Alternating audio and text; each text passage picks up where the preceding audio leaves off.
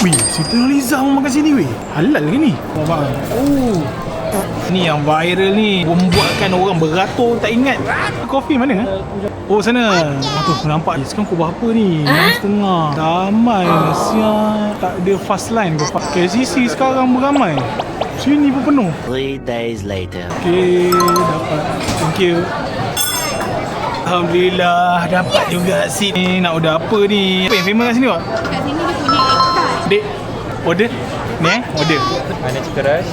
Egg tart. Oh, egg tart. Char kway teow. Ni char kway teow. Signature rasa lemak. Rasa Kari laksami. Okay, thank you. Ice coffee. Okay, dah buka dah. Okay, ni nasi lemak dia. Dia besar. Sambal dia. Ada jenis yang pekat tau. Yang best dia punya telur ni. Terus pun masak tau sebenarnya. Nasi dia derai. Ini dia punya ketiau. Dia pakai ketiau halus. Tengok dia siap buang sesungut dia tu. Ni terasa dia. Angin-angin kuali tu. Oh hey orang panggil. Rasa ni dia punya kari laksa. Dia punya mi kari ni. Bau kari dia tu memang menyengat weh. Dia ni yang pekat. Dia siap dia bagi dengan sambal. Sambal nasi lemak aku rasa ni. Macam aku, mi kari ni, diorang pun ada jual yang dalam pack tu. Jadi kau nak sahur, kau makan yang tu, kau tinggal panaskan je. Tak nak makan mi, tak nak makan kuih tiaw. Si ayam pun ada. Memang wangi gila weh. Rasa dia harmoni.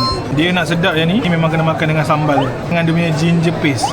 Kau puasa ni confirm nyandor. Kilat man dia punya kulit. Ni yang viral ni. Ni beri 6 dapat 7. Apa yang buat diorang punya tart ni wangi kan? Pakai butter yang diimport daripada France. Pakai tepung yang high protein tau. Kita try makan.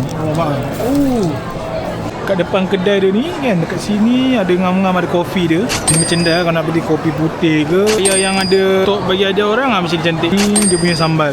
Merchandise dekat sini banyak pilihan. Korang risau dekat sini ada halal tau. Korang pernah makan tak dekat Oriental Kopi ni? Kalau pernah, main dekat bawah. Beritahu apa pengalaman korang, sedap ke tak?